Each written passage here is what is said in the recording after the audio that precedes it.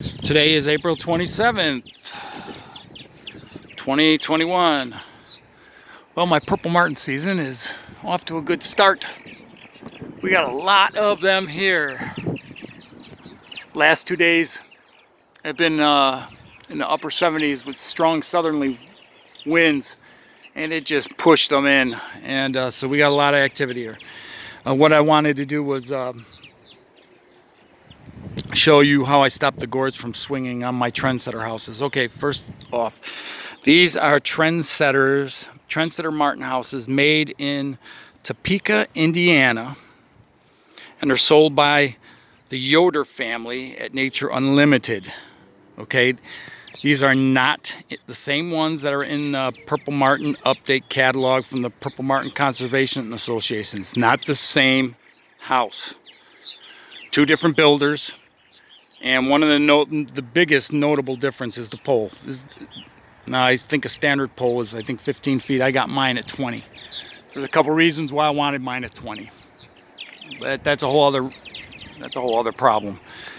But it is one 2.5 inch square pole with a ground socket. Okay, and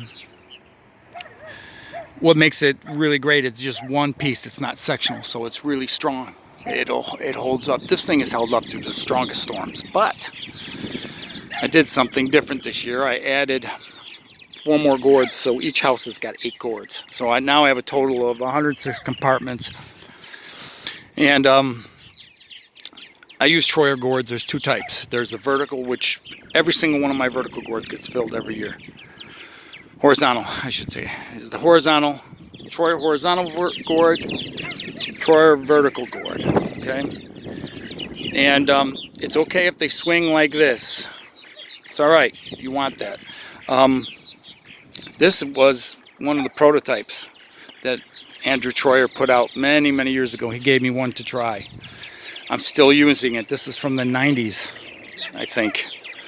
I'm still using it. It's a little weathered, and I had to put an adapter on it, and I added a ramp and stuff in here because when he first made these, he didn't realize the birds needed a way to get out of there.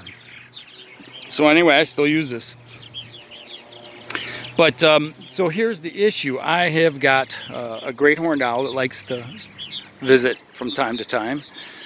He does not hit my colony hard. As far as I know, I've never had any real great losses. There could be several reasons why, but anyway, it's okay to have gourds that swing like this.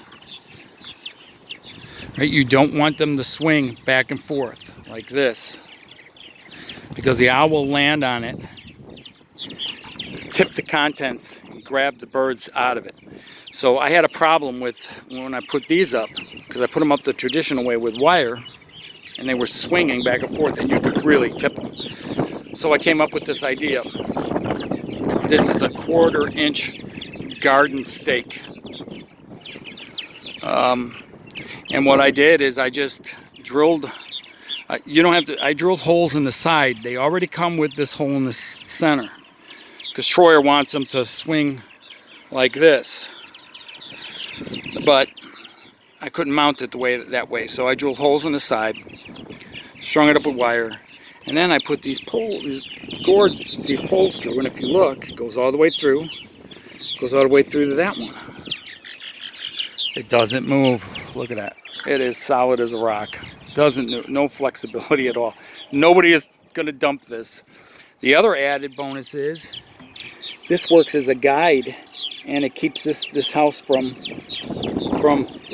rattling as it goes up. So I just thought that was a really neat thing. So anyway, and I might as well, as long as I got this here, these are these same garden stakes, and I put them on with binder clips. This way I can take them off very easily. It's the largest binder clip. So, and then I put the wiffle balls on there so they don't poke my eyeballs out. And the martins like to sit on top of those too. So So I guess the question is, if you have a trendsetter house, and it wouldn't matter what trendsetter house you have, but this is the one I would prefer because because of the one-piece pole. If you want to secure your gourds, this is a great way to do it. You don't even need this if you don't have this. If you're just going to go with 4 gourds and just have this, this is a great way to do it. You just drill holes here, put the wire in there on both sides, and then run one of these things through the 1/4-inch ones. And then you can have, if it's a little longer than normal, it just sticks out like this and you just have a perch. So I hope that's of use to somebody, and that'll stop your gourds from tipping in. Till next time.